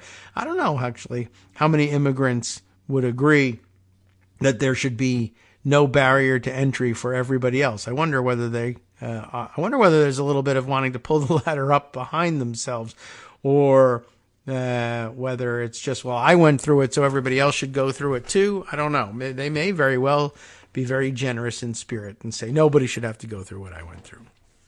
Anyway, different debate entirely. If there was any doubt, though, as to where Brad Raffensperger stands on voting rights, he has put it to rest. He is in lockstep with the Republican Party. He is not trying to improve voting. He is trying to make it more difficult because he believes that it will help Republicans in the future. Raffensperger's approach may be more polite than the vulgar tactics Trump employed in 2020, but his goal is the same: limiting voting rights so that Republicans can win. Raffensperger is no hero. He's just another Republican vote suppressor. So, good thing to keep in mind. I do feel like it confirms Pryor's a little bit, so that's kind of why it caught my eye anyway, and why I thought, well, why not include it in our roundup today? Okay, now I believe we're just about cleared out almost everything that's been sitting around in pocket for or was deposited there in the last week or so, and we got a few minutes to maybe reach a little further back in our archives and see which items still might be relevant to add to our collection here. I'm just trying to, take a quick look around at which things we might have brought up and there's more to add to it, or whether it's just just some good background information here. So, all right, let's see. We have, you know what? I think I have two pieces here now that I think about it on Scott Perry that might be of some relevance. The first, or the more recent of the two, as I said, has been sitting in pocket for a little while here since not that long ago, February 25th. Spencer Hsu, HSU Hsu, in the Washington Post, writing on this development, I guess, in court. Fight over Representative Perry's phone. In case you were wondering, who's Scott Perry again? He's the member of Congress from Pennsylvania, the Republican, who was so tied up in the January 6th insurrection that they seized his phone, and we were wondering perhaps what's happening with that case. Spencer had some update on it some time ago. Fight over Representative Perry's phone has prevented the review of 2,200 documents in the January 6th probe. 6 months after the FBI seized Perry's phone, a U.S. appeals court is reviewing a judge's order that 90% of Perry's messages fall outside the congressman's immunity from criminal investigation. Okay, what exactly does this mean? A secret legal fight over the cell phone of Representative Scott Perry has prevented the Justice Department for more than 6 months from reviewing more than 2,200 documents in the criminal investigation of former President Donald Trump and supporters' efforts to overturn the 2020 presidential election. A federal judge disclosed, back in late February, some Friday evening, Chief Judge Beryl Howell of the U.S. District Court in D.C., a name we hear all the time, released a number of previously sealed opinions after finding that the powerful public interest outweighed the need for secrecy in the constitutional battle over Perry's claims and the historic investigation. The Pennsylvania Republican has asserted that 2,219 documents contained on his phone are shielded by the Constitution's speech or debate clause, which, of course, grants members of Congress immunity from criminal investigation in their official capacities. But in a ruling in December, Howell rejected that claim for more than 90% of the records, ordering Perry to turn over 2,055 text messages, emails, and attachments after concluding that they were only incidentally related to his status as a lawmaker and not central to that status and constitutionally protected as part of his lawmaking. What is plain is that the clause does not shield Representative Perry's random musings with private individuals, touting an expertise in cybersecurity or political discussions with attorneys from a presidential campaign, or with state legislators concerning hearings before them about possible local election fraud or actions they could take to challenge election results in Pennsylvania, Howell wrote. Now, if they were about what he could do as a congressman, that would be perhaps different. I think that's the implication. The scope and nature of the Perry fight has been secret because they involve a FBI search warrant used to seize Perry's phone on August 9th. But Howell said the Justice Department agreed to unseal details at that last Friday at the end of February because a federal appeals court held fast-tracked public arguments that week, after staying Howell's order and approved the release of her key opinions to certain members of Congress and the House General Counsel's office. That office has taken Perry's side. Perry's now it does anyway. Perry's lawyers objected to the unsealing, but Howell said redactions protected his interests, noting that the government's specific allegations about why Perry's phone might contain evidence of a crime remain under seal. Perry is a key figure who sought to help Trump replace the Attorney General after the 2020 election with former Justice Department official Jeffrey Clark, and get the Justice Department to reverse its finding that Joe Biden had been elected fairly, according to the House committee that investigated the January 6th attack. The Justice Department has separately prioritized and obtained access to 37 emails between Perry and Trump-connected lawyers John Eastman, who pushed false claims of mass electoral fraud in 2020, and Clark, and his aide Ken Klukowski, as well as 331 documents from Clark about his January 6th role, according to the filings. In Thursday's oral arguments, 2 members of a 3-judge panel of the U.S. Court of Appeals for the District of Columbia Circuit challenged the line drawn by the Justice Department, and Howell distinguishing between the Justice Department and Howell drew that line, distinguishing between a lawmaker's work and formally sanctioned congressional investigations and Perry's informal legislative fact-finding. Perry attorney John P. Rowley III argued that such fact-finding is protected against intrusion by the executive branch of the government, maybe. Over 4 separate opinions totaling 68 pages released that Friday, Howell countered that she was relying on several opinions by the D.C. Circuit Court of Appeals itself, laying out that distinction. She also said that the appeals court, in a 2007 opinion about bribery investigations of Representative William Jefferson, he of the cash in the freezer, right, went further than the Supreme Court in finding that the speech or debate clause protects lawmakers not only from being questioned, but also shields them from disclosing documents in criminal or civil disputes.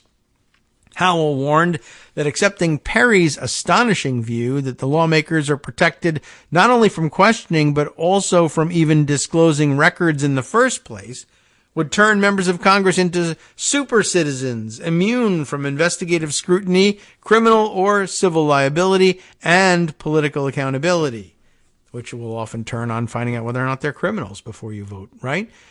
No matter the vigor with which Representative Perry pursued his wide-ranging interest in bolstering his belief that the results of the 2020 election were somehow incorrect, even in the face of his own re-election, his informal inquiries into the legitimacy of those election results are closer to the activities described as purely personal or political, since this, quote, fact-finding was conducted entirely outside the auspices of a formal congressional inquiry or authorization, Howell wrote.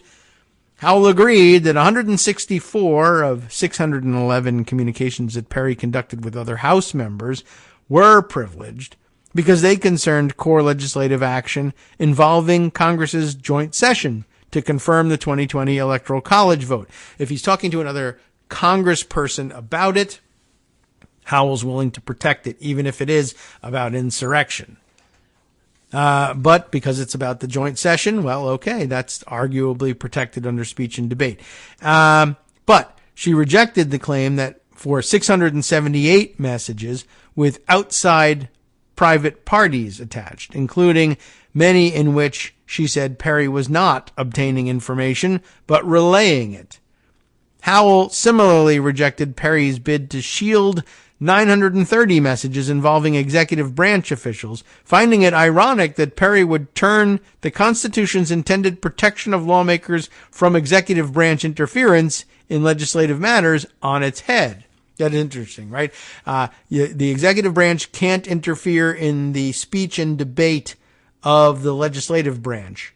Okay, fine. But you were having conversations with the executive branch. You're now saying that the executive branch has no right to see what was in the conversation you were having with the executive branch. That doesn't make very much sense. By contrast, the judge wrote Perry's multi-pronged and proactive, persistent, and protracted efforts to push executive branch officials to take more aggressive action over the 2020 election demonstrated that he welcomed rather than resisted, and indeed often initiated, these communications. In a January 4th decision, that is January 4th of this year, Howell refused to stay her order pending appeal. None of Representative Perry's alternative considerations outweigh the government and the public's interest in an expeditious investigation, the judge wrote, after she earlier warned Perry against continuing to slow-walk litigation. Perry, who has not been charged, has said through a spokesperson that he is considered a witness, not a subject in the investigation. In a written statement, Rowley, the Perry attorney, said, as a member of Congress, Mr. Perry has an obligation to be fully informed about his vote to certify the 2020 presidential election. He is standing up to protect from executive branch intrusion the privileges afforded to all representatives and senators by the speech and debate clause of the United States Constitution. But yeah, I mean, it's a nice claim, but it is interesting. I think the judge has a terrific point there in saying, well, communications that you were having with the executive branch can't be shielded from executive branch scrutiny.